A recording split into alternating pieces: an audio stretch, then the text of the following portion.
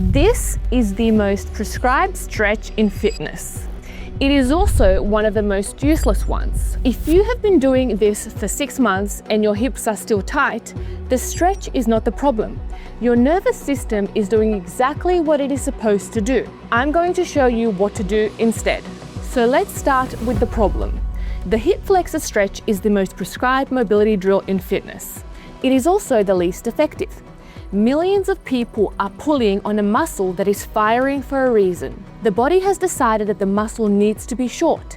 It has decided that because something else has stopped doing its job. Stretching does not change that decision. The muscle does not let go. The stretch does not work. So people stretch harder, they stretch more, and the body resists harder. The cycle continues for years. I have watched 1,000 people walk into my studio convinced that their hip flexors are the problem. The body always tells me first. The hip flexor is almost never the cause. The hip flexor is the messenger. You have been treating the messenger. By the end of this video, you will know exactly why hip flexor stretches fail.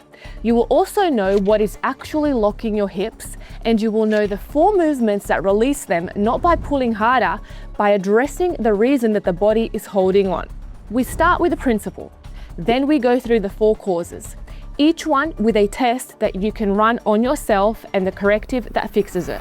Here is the principle that nobody is teaching you. Your hip flexor is short because your body has decided it needs to be short. This is not a flexibility problem, it is a protection problem. Your nervous system has identified that something in your body cannot do its job. The hip flexor has been recruited to compensate. The body has locked it on. The brain is now defending that length. You can pull on it for the rest of your life. The brain will not let go until the reason for the protection is removed. Watch this. I am going to hold a textbook hip flexor stretch for 30 seconds. Then I am going to stand up and try to extend my hip without forcing it. The range is exactly where it was. Sometimes it is even worse. This is not a failure of the stretch. That is the brain doing its job. The brain is protecting something. The 4 causes I'm about to show you are the 4 reasons that it has decided that your hip flexors must stay short. When you fix the cause, the hip flexor releases on its own. You stop having to stretch it. The first time I did this, I felt like I was walking on clouds. So let's talk about cause number 1. Your glutes have stopped firing. When the glutes fail, the hip flexor does double duty. The body has to extend the hip somehow. If the prime mover is offline, the hip flexor stays on to control the joint. The brain locks it short. Most adults watching this have glutes that are quiet. 8 hours of sitting puts them to sleep. The chair has done what the chair does. The body has adapted to what you have asked of it. Here's a test. Lie face down on the floor. Hand on the glute that you want to test. Keep the leg straight. Lift the leg 6 inches off the ground. 2 things should happen. The glute should fire first, then the hamstring, then the lower back last. If the lower back fires first, your glute is offline. If the hamstring fires first and the glute never wakes up, same answer. Most of you will fail this. That is the cause that your hip flexor is protecting. The corrective is loaded hip extension at end range, not bridges with a band around your knees, not the throwaway version, but the real loaded extension. Single leg hip thrust off a bench. Pause at the top, 3 seconds. The squeeze at the top is the entire exercise. If you cannot find the glute at the top, the load is too heavy. Drop the weight until you can, or do it without any weight. 8 reps, 3 sets, 3 times a week. The glute wakes up, the brain stops protecting the hip flexor, and the hip starts opening on its own. Cause number 2 is the spine. Your spine has lost extension. Your hip cannot extend further than your spine will allow. If the lumbar spine cannot extend cleanly, the hip is not allowed to extend either. The hip flexor stays short to protect the lower back. Watch what most adults do when they try to stretch the hip flexor. The pelvis rolls forward, the lower back arches, the hip never actually extends. The stretch is happening in the lumbar spine, not the hip. The hip flexor never lengthens. The lower back gets compressed, the cycle continues. So here's the test. Lie on your back, knees bent, press the lower back flat into the floor. Now slide one heel away from you. Keep the back flat the entire time. If the heel cannot reach the floor without the back arching, your spine has stopped extending. The hip flexor will never let you go until you fix this. The corrective is 2 parts: Sphinx with breath and loaded thoracic extensions. The Sphinx wakes up the lumbar. The thoracic extension takes the pressure off the lumbar so it can extend without compensation.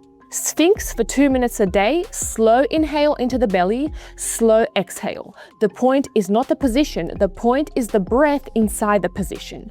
You are teaching the spine that extension is safe. Then thoracic extension over a roller. 10 passes twice a day.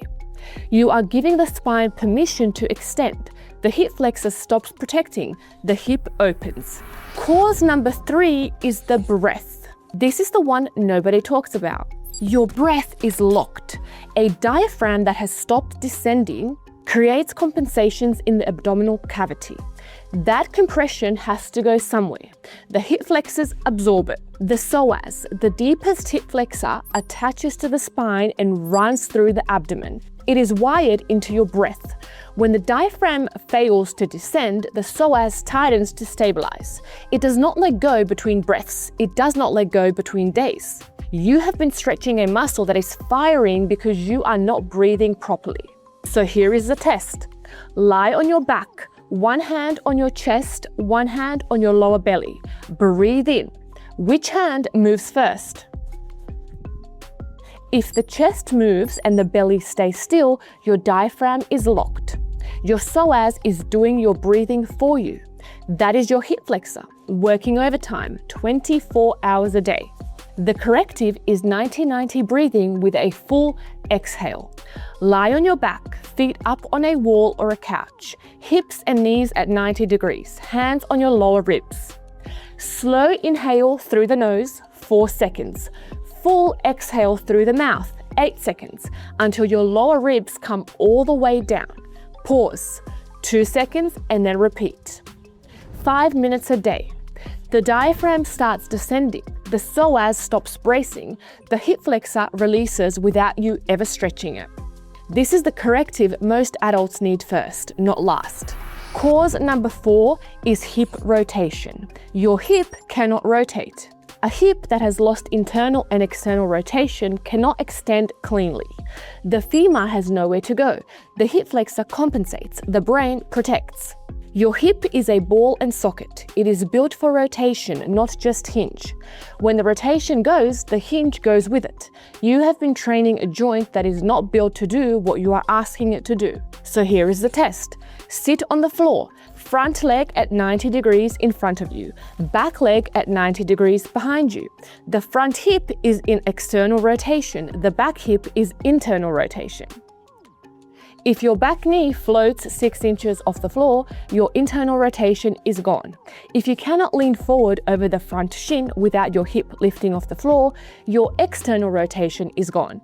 Most of you will fail both sides. The corrective is loaded internal rotation, not passive stretches, but loaded. So sit in the 90-90 position, lift your hips off the floor, rotate to the opposite 90-90, and then lower.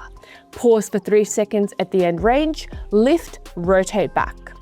8 reps each side, 3 sets daily. You are loading the rotation the joint was built for. The hip remembers what it can do. The hip flexor stops protecting. A client of mine, mid-30s, desk worker, she had been doing hip flexor stretches every day for 2 years. When she walked in, her hip flexor measured at 20 degrees of extension. Normal is 30. I did not stretch her hip flexor once. I assessed the 4 causes. Her glutes were offline, her spine extension was at 20%, her breath was in her chest, her internal rotation was gone. We worked the 4 corrective exercises, 4 weeks. Day 28, her hip extension measured at 32 degrees. No stretching, the cause was addressed, the body let go. This is the entire principle of this video. The body lets go when the reason for the holding is removed. You stop having to stretch it. Run the 4 tests: glute activation, spine extension, breath, hip rotation. The one that fails the hardest is the cause your hip flexor is protecting. That is your starting point. Drop in the comments which test you failed: glutes, spine, breath, or rotation. I read every single comment, and the pattern in the answers usually tells me which video to make next. If you want the full corrective protocol with the progressions, the Movesmethod Toolkit is linked below.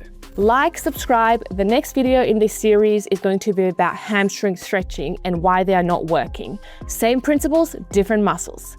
The body is reporting the cause is somewhere else. You have been treating the messenger.